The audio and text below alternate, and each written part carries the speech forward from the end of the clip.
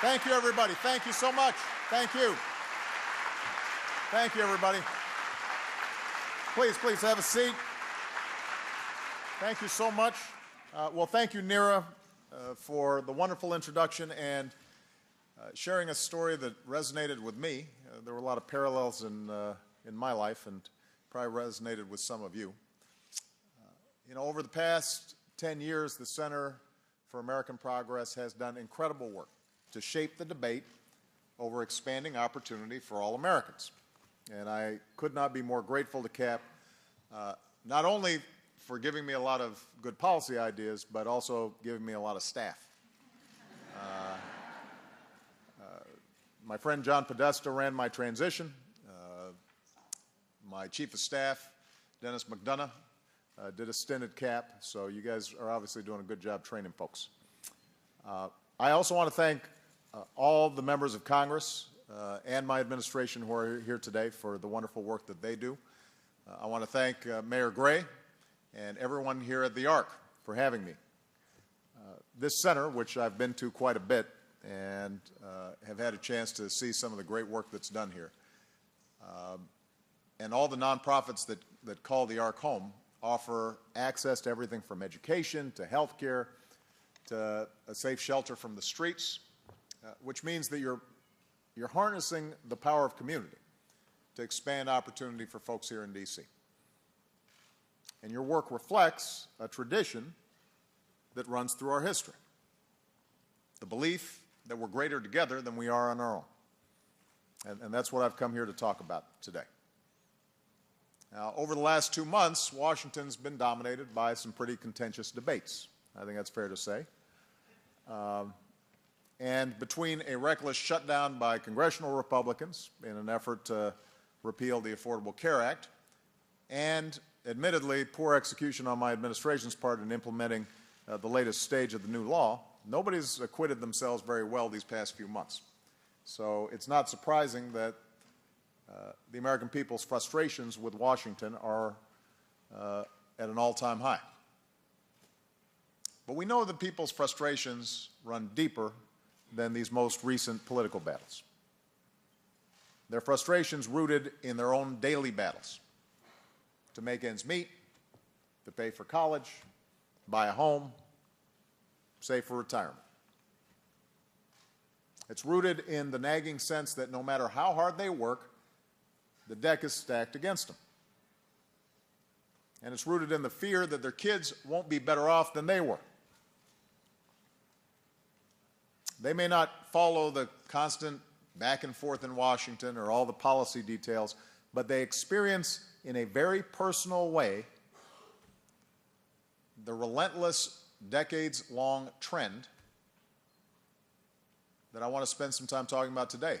And that is a dangerous and growing inequality and lack of upward mobility that has jeopardized middle-class America's basic bargain, that if you work hard, you have a chance to get ahead.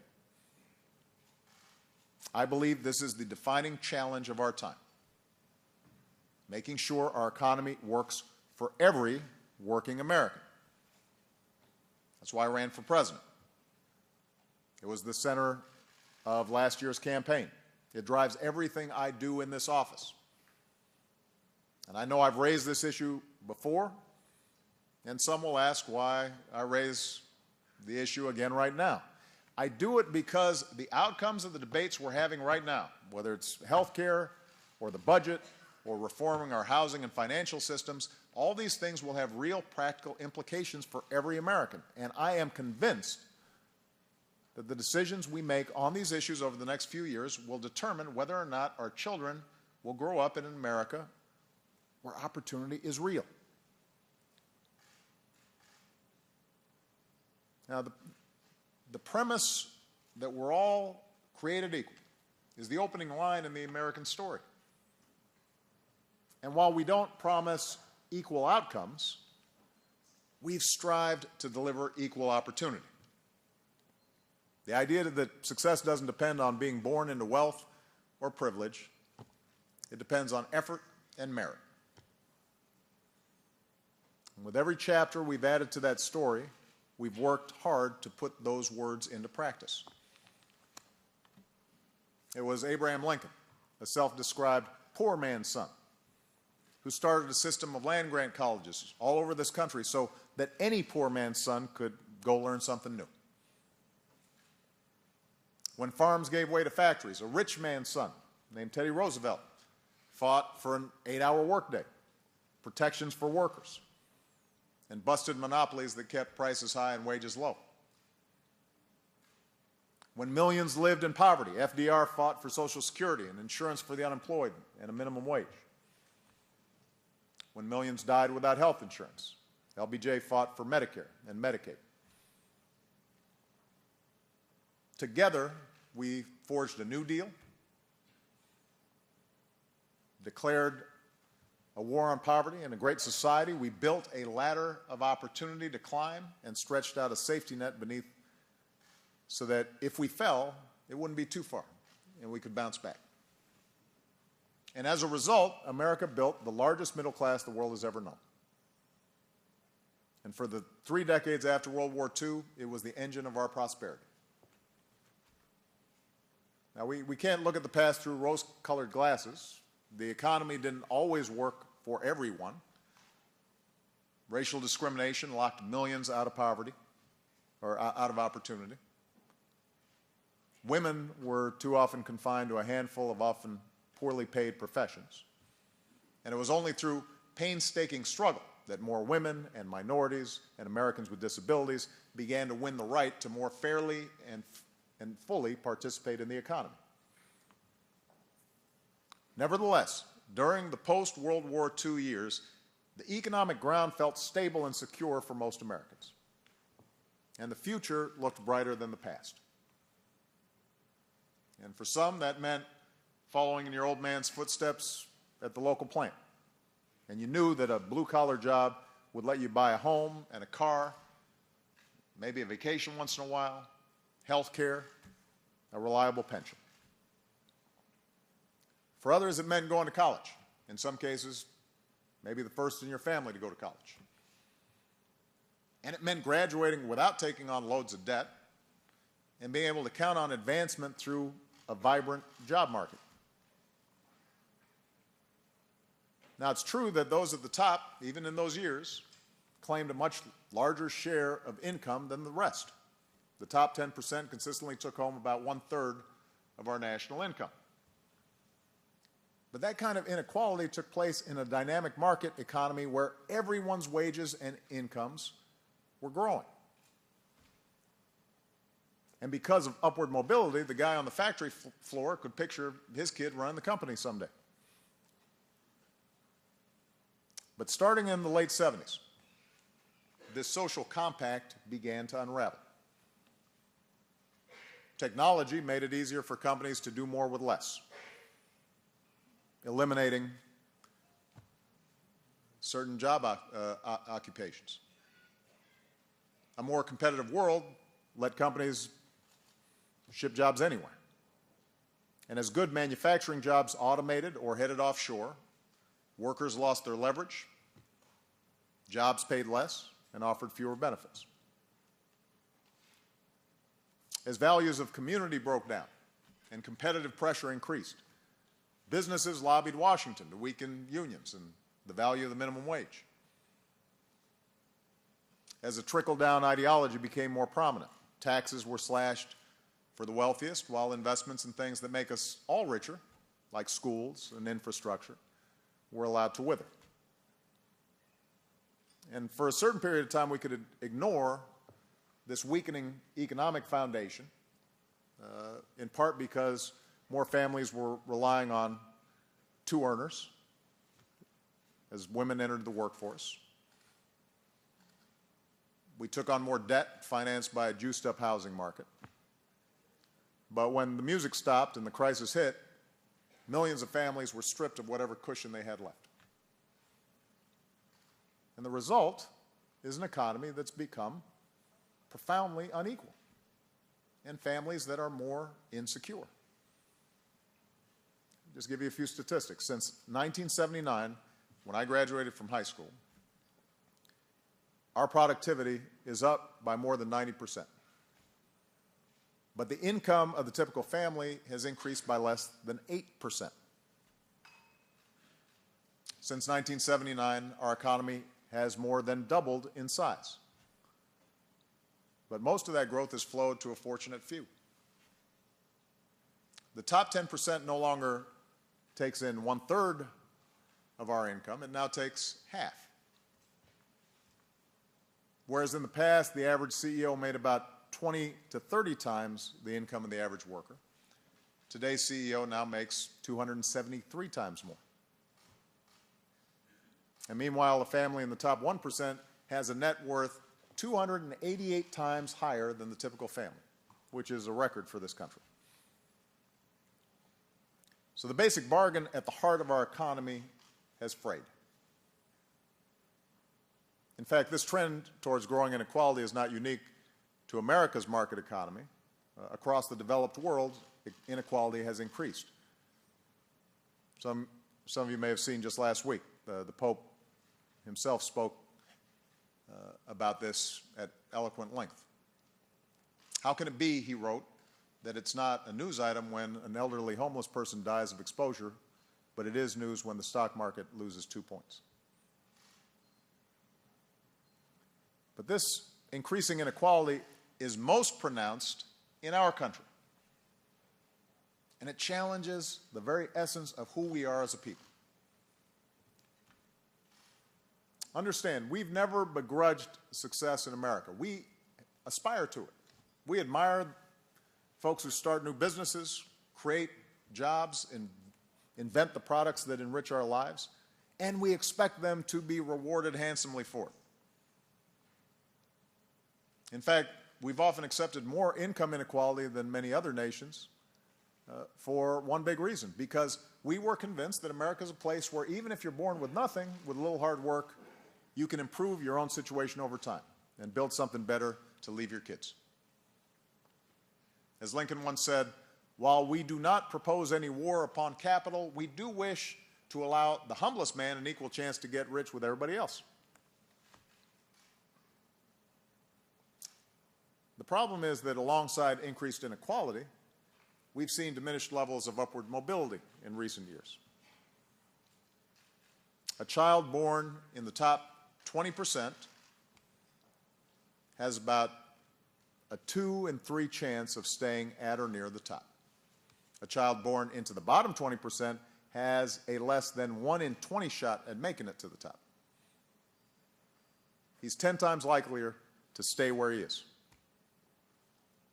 In fact, statistics show not only that our levels of income inequality rank near countries like Jamaica and Argentina, but that it is harder today for a child born here in America to improve her station in life than it is for children in most of our wealthy allies, countries like Canada or Germany or France. They have greater mobility than we do, not less. The idea that so many children are born into poverty in the wealthiest nation on earth is heartbreaking enough. But the idea that a child may never be able to escape that poverty because she lacks a decent education or health care, or a community that views her future as their own, that should offend all of us. And it should compel us to action. We are a better country than this. So let me repeat. The combined trends of increased inequality and decreasing mobility pose a fundamental threat to the American dream, our way of life, and what we stand for around the globe. And it is not simply a moral claim that I'm making here. There are practical consequences to rising inequality and reduced mobility. For one thing, these trends are bad for our economy. One study finds that growth is more fragile and recessions are more frequent in countries with greater inequality. And that makes sense. You know, when families have less to spend, that means businesses have fewer customers. And households rack up greater mortgage and credit card debt. Meanwhile, concentrated wealth at the top is less likely to result in the kind of broadly based consumer spending that drives our economy, and together with lax regulation may contribute to risky speculative bubbles. And rising inequality and declining mobility are also bad for our families and social cohesion. Not just because we tend to trust our institutions less, but studies show we actually tend to trust each other less when there's greater inequality. And greater inequality is associated with less mobility between generations. That means it's not just temporary. The effects last. It creates a vicious cycle.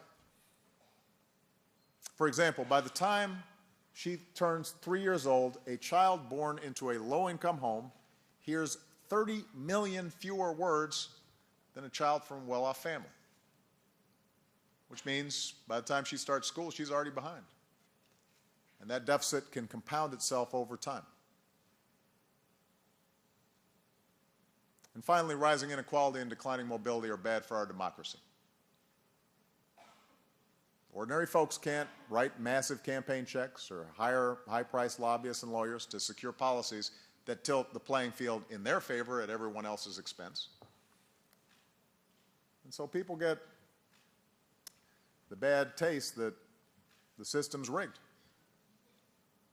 And that increases cynicism and polarization, and it decreases the political participation that is a requisite part of our system of self-government. So this is an issue that we have to tackle head on.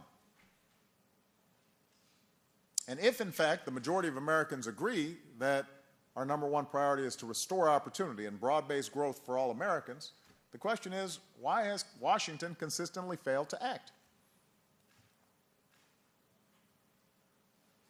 And I think a big reason is the myths that have developed around the issue of inequality. First, there's the myth that this is a problem restricted to a small share of predominantly minority poor. This isn't a broad-based problem, there's a black problem or a Hispanic problem or a Native American problem. Now, it's true that the painful legacy of discrimination means that African Americans, Latinos, Native Americans are far more likely to suffer from a lack of opportunity. Higher unemployment, higher poverty rates. It's also true that women still make 77 cents on the dollar compared to men. So we're going to need strong application of anti-discrimination laws. We're going to need immigration reform that grows the economy and takes people out of the shadows. We're going to need targeted initiatives to close those gaps.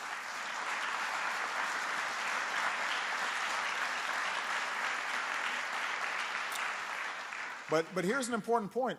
The decades-long shifts in the economy have hurt all groups, poor and middle class, inner city and rural folks, men and women, and Americans of all races. And as a consequence, some of the social patterns that contribute to declining mobility, that were once attributed to the urban poor, that's a particular problem for the inner city. Single-parent households or drug abuse. It turns out now we're seeing that pop up everywhere. A new study shows that disparities in education, mental health, obesity, absent fathers, isolation from church, isolation from community groups, these gaps are now as much about growing up rich or poor as they are about anything else. The gap in test scores between poor kids and wealthy kids is now nearly twice what it is between white kids and black kids. Kids with working-class parents are 10 times likelier than kids with middle or upper-class parents to go through a time when their parents have no income. So the fact is this: the opportunity gap in America is now as much about class as it is about race. And that gap is growing.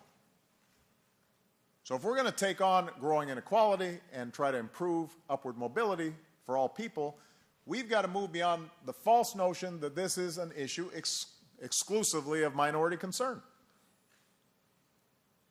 And we have to reject a politics that suggests any effort to address it in a meaningful way somehow pits the interests of a deserving middle class against those of an undeserving poor in search of handouts.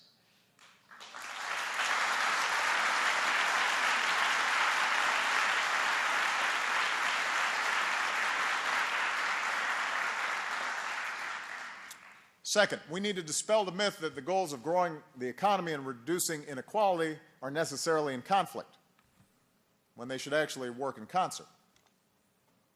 We know from our history that our economy grows best from the middle out, when growth is more widely shared. And we know that beyond a certain level of inequality, growth actually slows altogether.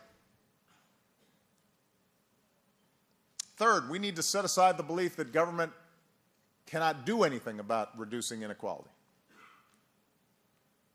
It's true that government cannot prevent all the downsides of the technological change and global competition that are out there right now. And some of those forces are also some of the things that are helping us grow. And it's also true that some programs in the past, like welfare before it was reformed, were sometimes poorly designed, created disincentives to work. But we've also seen how government action time and again can make an enormous difference in increasing opportunity and bolstering ladders into the middle class. Investments in education, laws establishing collective bargaining and a minimum wage. These all contributed to rising standards of living for massive numbers of Americans. Likewise, when previous generations declared that every citizen of this country deserved a basic measure of security, the floor through which they could not fall, we helped millions of Americans live in dignity and gave millions more the confidence to aspire to something better by taking a risk on a great idea. Without Social Security, nearly half of seniors would be living in poverty. Half. Today, fewer than 1 in 10 do. Before Medicare, only half of all seniors had some form of health insurance. Today, virtually all do. And because we've strengthened that safety net and expanded pro-work and pro-family tax credits like the Earned Income Tax Credit, a recent study found that the poverty rate has fallen by 40% since the 1960s.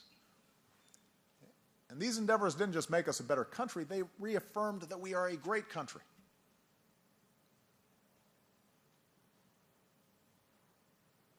So we can make a difference on this. In fact, that's our generation's task, to rebuild America's economic and civic foundation to continue the expansion of opportunity for this generation and the next generation. And like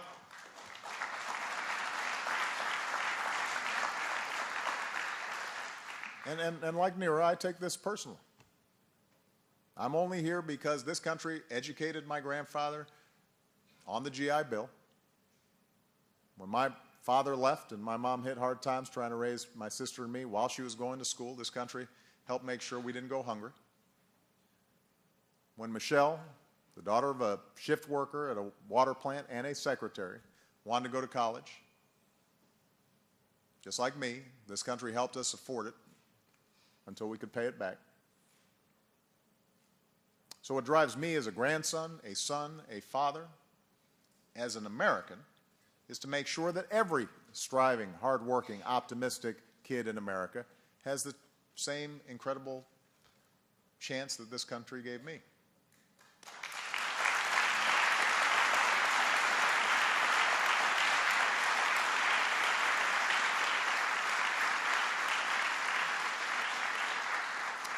It has been the driving force between everything we've done these past 5 years. And over the course of the next year and for the rest of my presidency, that's where you should expect my administration to focus all our efforts.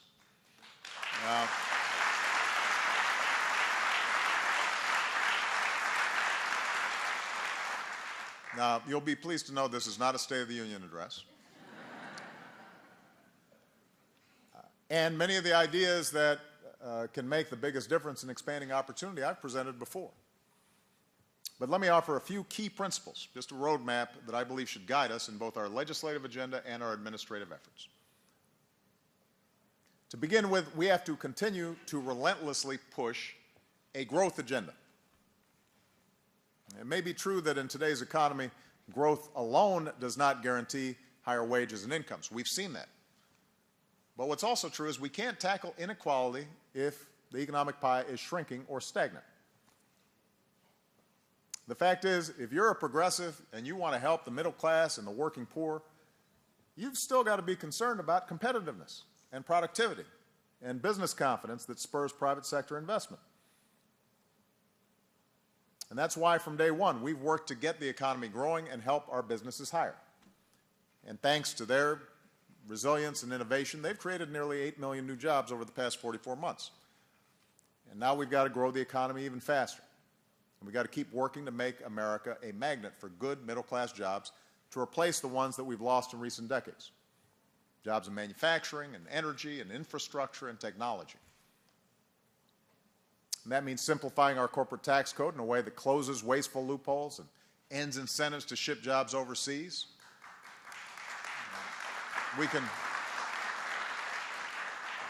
By broadening the base, we can actually lower rates to encourage more companies to hire here and use some of the money we save to create good jobs rebuilding our roads and our bridges and our airports and all the infrastructure our businesses need. It means a trade agenda that grows exports and works for the middle class. It means streamlining regulations that are outdated or unnecessary or too costly. And it means coming together around a responsible budget, one that grows our economy faster right now and shrinks our long-term deficits, one that unwinds the harmful sequester cuts that haven't made a lot of sense, and then frees up resources to invest in things like the scientific research that's always unleashed new innovation in new industries. When it comes to our budget, we should not be stuck in a stale debate from 2 years ago or 3 years ago. A relentlessly growing deficit of opportunity is a bigger threat to our future than our rapidly shrinking fiscal deficit.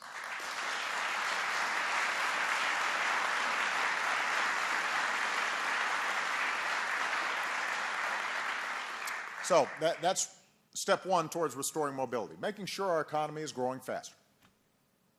Step two is making sure we empower more Americans with the skills and education they need to compete in a highly competitive global economy. We know that education is the most important predictor of income today. So we launched a race to the top in our schools. We're supporting states that have raised standards for teaching and learning. We're pushing for redesigned high schools that graduate more kids with the technical training and apprenticeships and in-demand high-tech skills that can lead directly to a good job and a middle-class life. We know it's harder to find a job today without some higher education, so we've helped more students go to college with grants and loans that go farther than before. We've made it more practical to repay those loans, and today more students are graduating from college than ever before. And we're also pursuing an aggressive strategy to promote innovation that reins in tuition costs. We've got to lower costs so that young people are not burdened by enormous debt when they make the right decision to get higher education. And next week, Michelle and I will bring together college presidents and nonprofits to lead a campaign to help more low-income students attend and succeed in college. But while higher education may be the surest path to the middle class, it's not the only one. So we should offer our people the best technical education in the world. That's why we've worked to connect local businesses with community colleges so that workers, young and old, can earn the new skills that earn them more money. And I've also embraced an idea that I know all of you at the Center for American Progress have championed. And by the way, Republican governors in a couple of states have championed. And that's making high-quality preschool available to every child in America.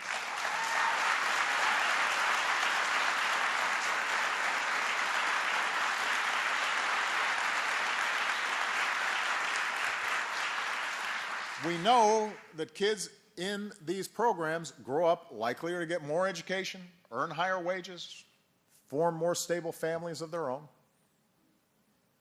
It starts a virtuous cycle, not a vicious one. And we should invest in that. we should give all of our children that chance. And as we empower our young people for future success, the third part of this middle-class economics is empowering our workers. It's time to ensure our collective bargaining laws function as they're supposed to, so unions have a level playing field to organize for a better deal for workers and better wages for the middle class. It's time to pass the Paycheck Fairness Act so that women will have more tools to fight pay discrimination. It's time to pass the Employment Non-Discrimination Act so workers can't be fired for who they are or who they love. And even though we're bringing manufacturing jobs back to America, we're creating more good-paying jobs in education and healthcare and business services, we know that we're going to have a greater and greater portion of our people in the service sector. And we know that there are airport workers and fast food workers and nurse assistants and retail salespeople who work their tails off and are still living at or barely above poverty. And that's why it's well past the time to raise a minimum wage that in real terms right now is below where it was when Harry Truman was in office.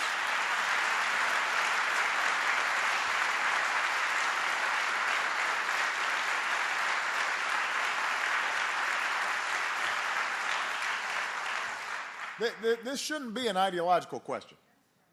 You know, it was Adam Smith, the father of free market economics, who once said, "They who feed, clothe, and lodge the whole body of the people should have such a share of the produce of their own labor as to be themselves tolerably well fed, clothed, and lodged." And for those of you who don't speak Old English, let me translate. It means if you work hard, you should make a decent living.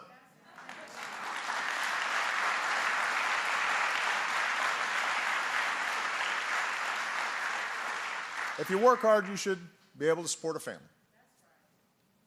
Now, we all know the arguments that have been used against a higher minimum wage.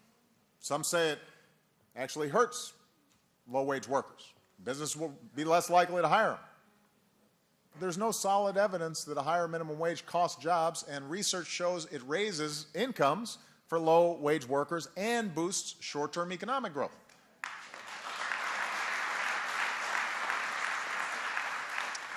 Others argue that if we raise the minimum wage, companies will just pass those costs on to consumers. But a growing chorus of businesses, small and large, argue differently. You know, already there are extraordinary companies in America that provide decent wages, salaries and benefits, and training for their workers, and deliver a great product to consumers. Now, SAS in North Carolina offers child care and sick leave. REI, a company my Secretary of Interior used to run, offers retirement plans and strives to cultivate a good work balance. There are companies out there that do right by their workers. They recognize that paying a decent wage actually helps their bottom line, reduces turnover, means workers have more money to spend, to save, maybe eventually start a business of their own. A broad majority of Americans agree we should raise the minimum wage. That's why last month voters in New Jersey decided to become the 20th state to raise theirs even higher. That's why yesterday the D.C. Council voted to do it too. I agree with those voters.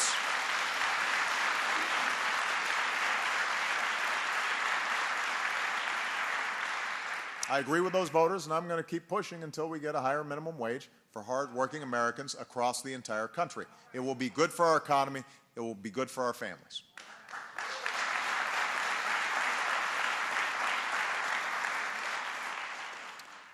Number 4, as I alluded to earlier, we still need targeted programs for the communities and workers that have been hit hardest by economic change in the Great Recession. These communities are no longer limited to the inner city. They're found in neighborhoods hammered by the housing crisis, manufacturing towns hit hard by years of plants packing up, landlocked rural areas where young folks oftentimes feel like they've got to leave just to find a job. They're communities that just aren't generating enough jobs anymore. So we've put forward new plans to help these communities and their residents. Because we've watched cities like Pittsburgh or my hometown of Chicago revamp themselves. And if we give more cities the tools to do it, not handouts, but a hand up, cities like Detroit can do it too. So in a few weeks, we'll announce the first of these promise zones, urban and rural communities where we're going to support local efforts focused on a national goal, and that is a child's course in life should not be determined by the zip code he's born in, but by the strength of his work ethic and the scope of his dreams.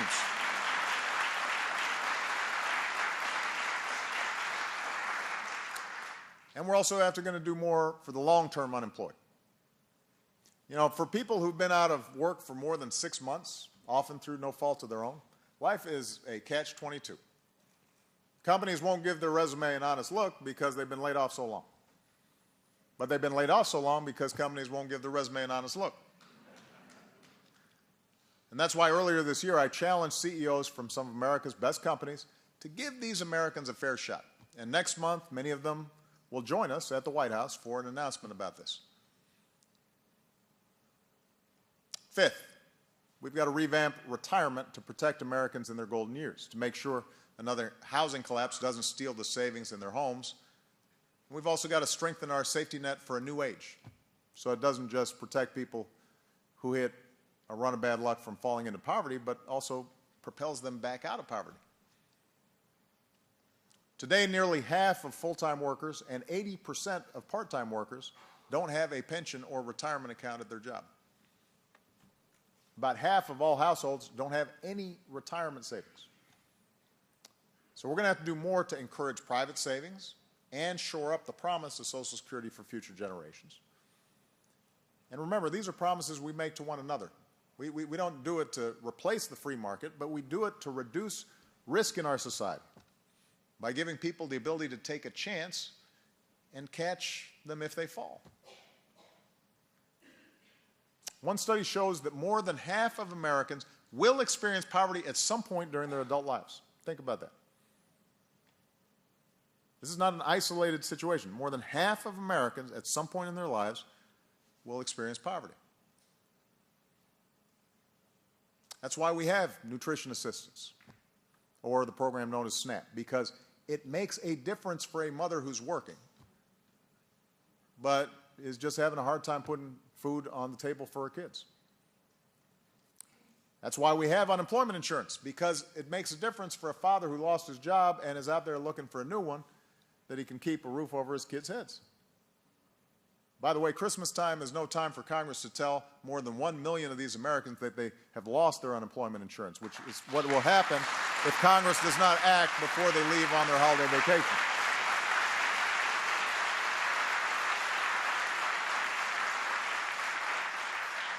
The point is, these programs are not typically hammocks for people to just lie back and relax. These programs are almost always temporary means for hard-working people to stay afloat while they try to find a new job or going to school to retrain themselves for the jobs that are out there, or sometimes just to cope with a bout of bad luck. Now, progressives should be open to reforms that actually strengthen these programs and make them more responsive to a 21st century economy. For example, we should be willing to look at fresh ideas to revamp unemployment and disability programs, to encourage faster and higher rates of reemployment without cutting benefits. We shouldn't weaken fundamental protections built over generations, because given the constant churn in today's economy and the disabilities that many of our friends and neighbors live with, they're needed more than ever. We should strengthen them and adapt them to new circumstances so they work even better. But understand that these programs of social insurance benefit all of us, because we don't know when we might have a run of bad luck. We don't know when we might lose a job. Of course, for decades, there was one yawning gap in the safety net that did more than anything else to expose working families to the insecurities of today's economy, namely our broken healthcare system. That's why we fought for the Affordable Care Act, because 14,000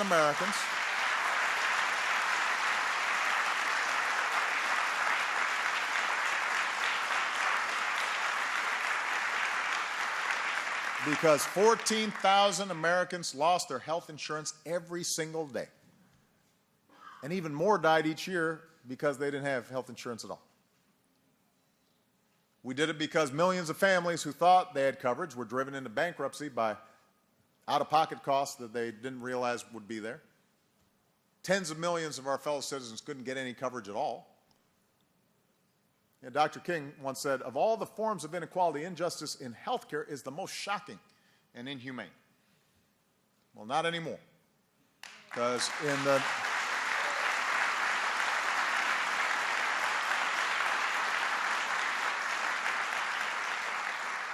the 3 years since we passed this law, the share of Americans with insurance is up. The growth of healthcare costs are down to the slowest rate in 50 years. More people have insurance, and more have new benefits and protections. 100 million Americans who've gained the right for free preventive care like mammograms and contraception. The more than 7 million Americans who've saved an average of $1,200 on their prescription medicine. Every American who won't go broke when they get sick because their insurance can't limit their care anymore. More people without insurance have gained insurance. More than 3 million young Americans who've been able to stay on their parents' plan. The more than 500,000 Americans and counting who are poised to get coverage starting on January 1st, some for the very first time. And it is these numbers, not the ones in any poll, that will ultimately determine the fate of this law.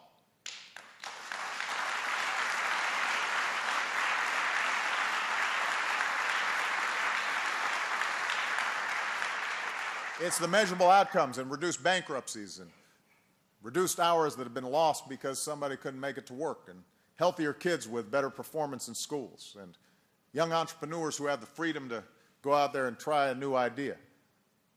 Those are the things that will ultimately reduce a major source of inequality and help ensure more Americans get the start that they need to succeed in the future. I've acknowledged more than once that we didn't roll out parts of this law as well as we should have, but the law's already working in major ways that benefit millions of Americans right now, even as we've begun to slow the rise in healthcare costs, which is good for family budgets, good for federal and state budgets, and good for the budgets of businesses, small and large. So this law is going to work, and for the sake of our economic security, it needs to work. And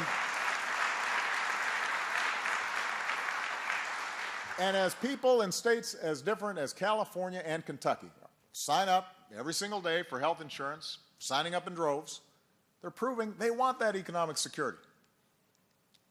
You know, if the Senate Republican leader still thinks he's going to be able to repeal this someday, he might want to check with the more than 60,000 people in his home state who are already set to finally have coverage that frees them from the fear of financial ruin and lets them afford to take their kids to see a doctor.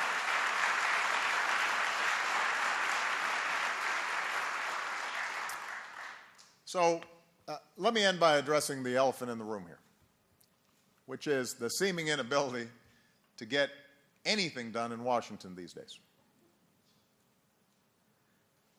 I realize we are not going to resolve all of our political debates over the best ways to reduce inequality and increase upward mobility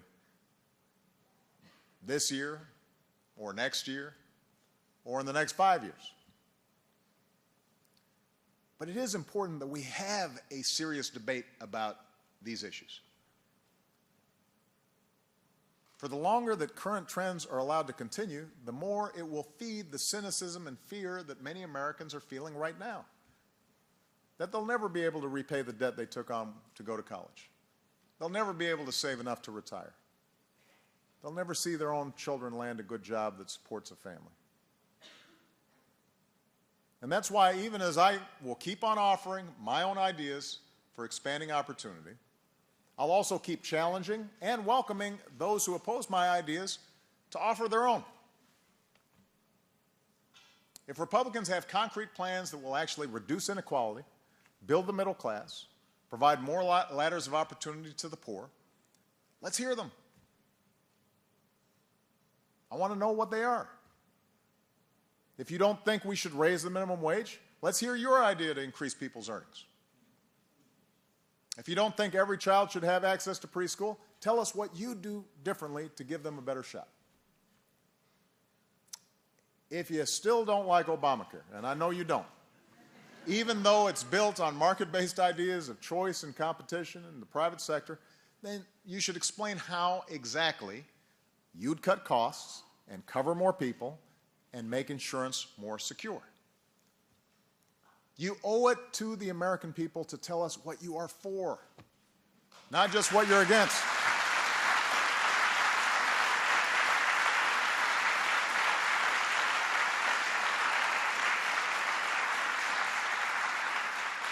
That way we can have a vigorous and meaningful debate. That's what the American people deserve. That's what the times demand. It's not enough anymore to just say we should get our government out of the way and let the unfettered market take care of it. For our experience tells us that's just not true. Look, I've never believed that government can solve every problem, or should, and neither do you. We know that ultimately our strength is grounded in our people. Individuals out there striving, working, making things happen. It depends on community, a rich and generous sense of community. That's at the core of what happens at the Ark here every day. You understand that turning back rising inequality and expanding opportunity requires parents taking responsibility for their kids, kids taking responsibility to work hard. It requires religious leaders who mobilize their congregations to rebuild neighborhoods block by block. It requires civic organizations that can help train the unemployed, link them with businesses for the jobs of the future. It requires companies and CEOs to set an example by providing decent wages and salaries and benefits for their workers, and a shot for somebody who's down on his or her luck. We know that's our strength, our people, our communities, our businesses. But government can't stand on the sidelines in our efforts, because government is us. It can and should reflect our deepest values and commitments. And if we refocus our energies on building an economy that grows for everybody and gives every child in this country a fair chance of success, then I remain confident that the future still looks brighter than the past, and that the best days for this country we love are still ahead. Thank you, everybody. God bless you. God bless America.